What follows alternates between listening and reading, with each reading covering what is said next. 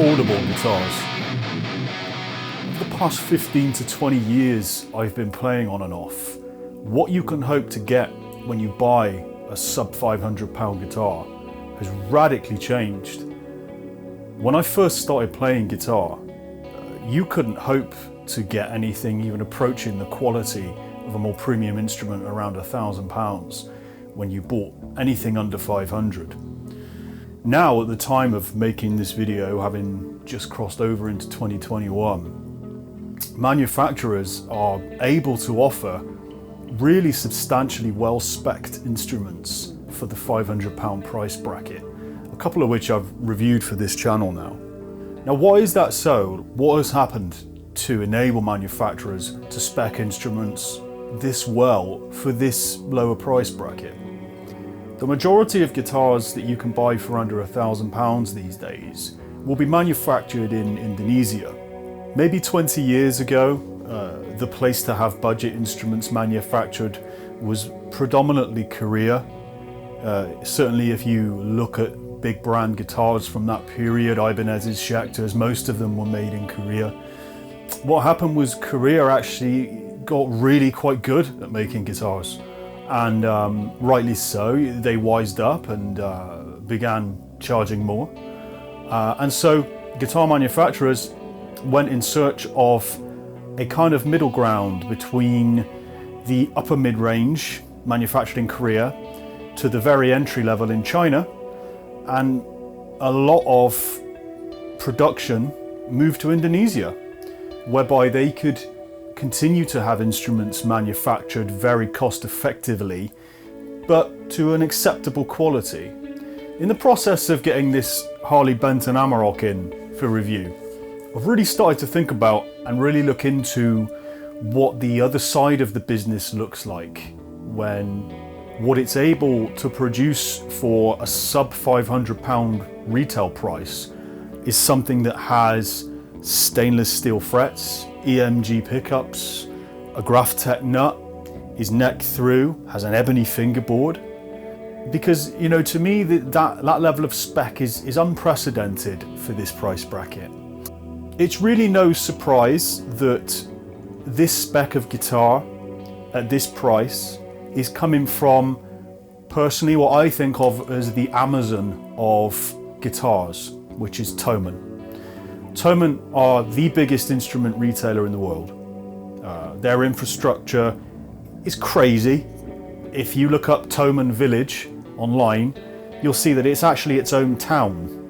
How big this place is, where this company runs, and it's mind-blowing. Really, when a manufacturer offers an instrument of this spec for a price that's unbelievable, that nobody else can touch, what is it they're really saying? From a customer standpoint, they're saying we can offer you the best deal in town, which is amazing. From a business perspective, I feel like what they're saying is we are going to use our massive buying power to undercut the competition.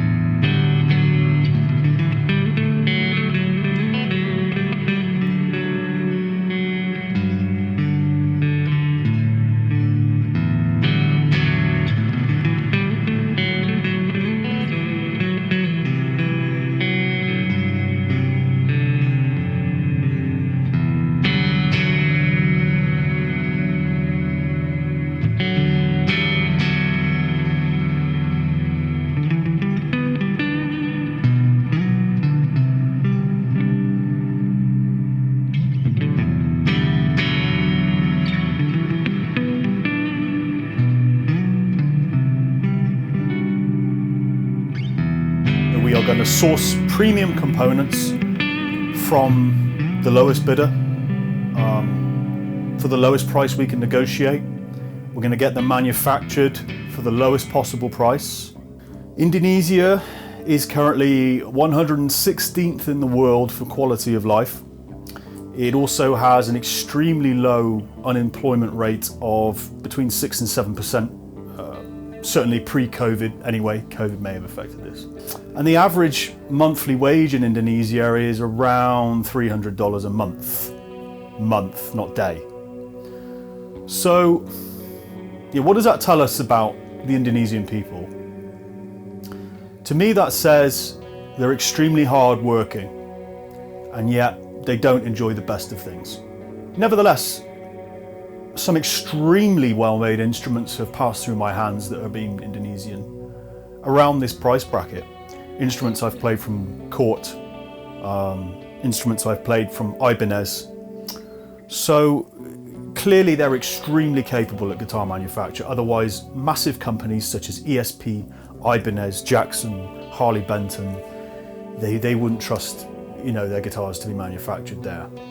So I think it's just important to understand why guitars are made there. Money.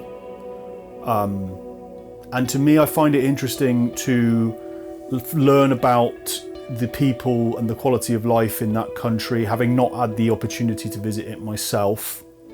Which brings us on to this guitar, the Harley Benton Amarok. This guitar for me, and I like a lot about this guitar actually, it represents a problem with a gigantic corporate entity entering the guitar manufacturing space.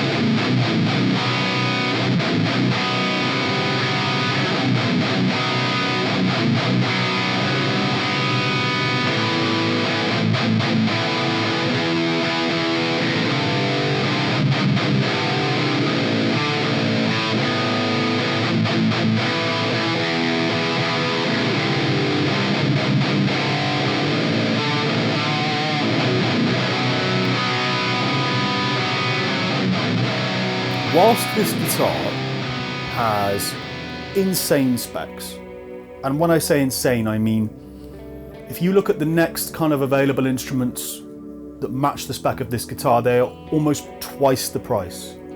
It also, in my opinion, looks fantastic. The finish is wonderful. The top looks awesome. The choice of paints on the back of the guitar, the design, very tasteful.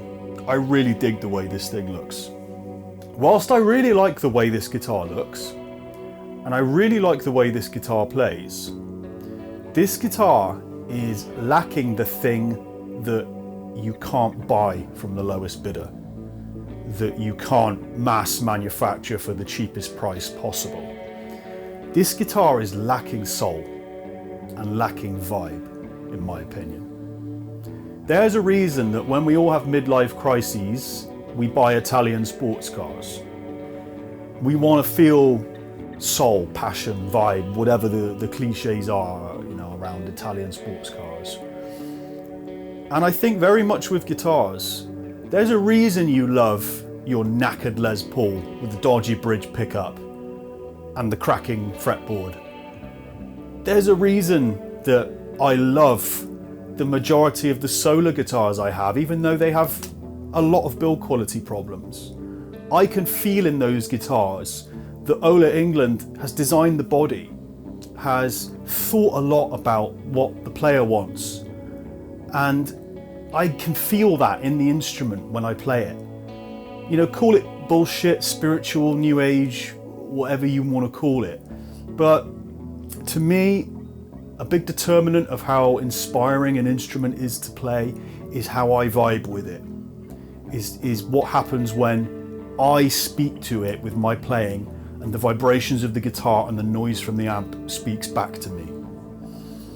This guitar feels like the product of a gigantic corporation attempting to capture a segment of an industry. A sum on an Excel spreadsheet. a formula on a profit and loss statement. One thing that I think is driving this feeling I'm getting from this instrument, that this really is just a tool to land grab a segment of an industry, is it's incredibly badly QC'd. Incredibly badly QC'd. The frets are really shoddily slotted in. There's bare metal showing on the first fret. There's chunks missing out of the side of the fretboard from I don't know what. It could be damage in transit, I don't know. The nut has a ton of glue residue behind it. It's not cut particularly well, but it's not that bad. It doesn't stick out too much. The tone knob grates against the body, doesn't turn easily.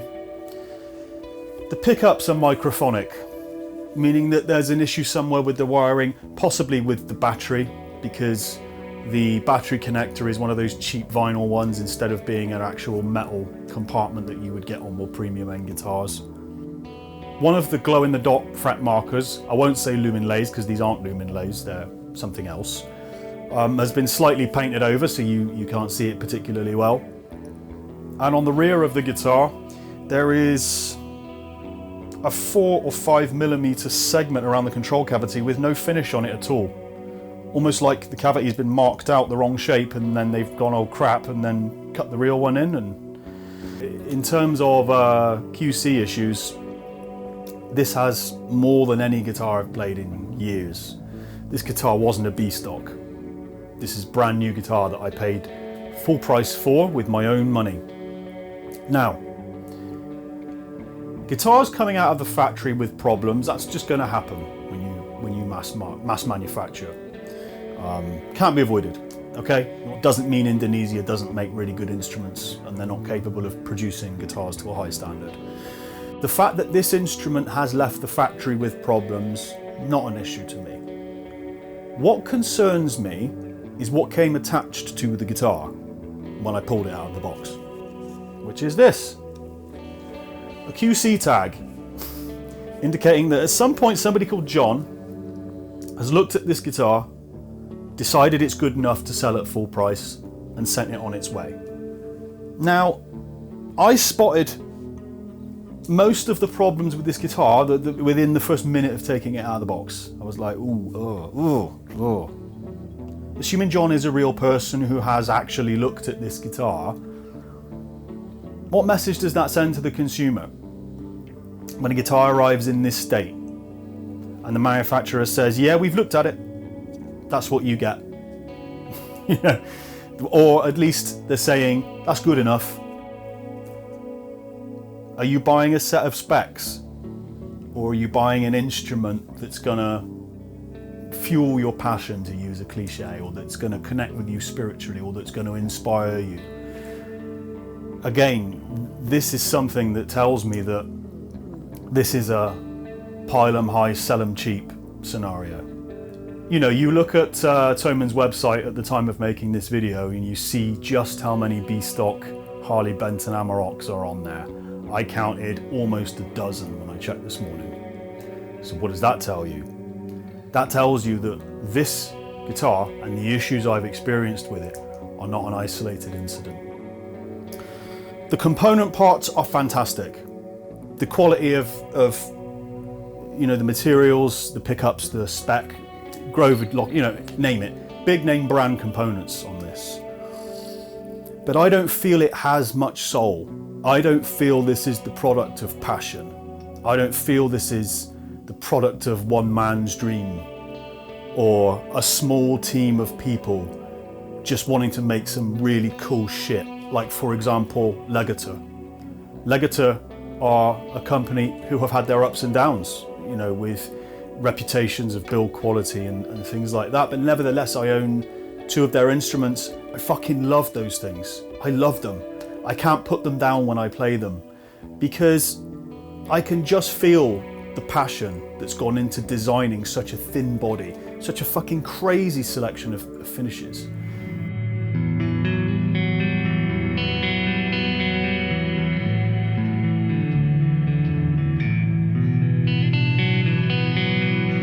I guess the point of this video is I want to think about what the other side of the looking glass looks like when it comes to how instruments like this are able to exist.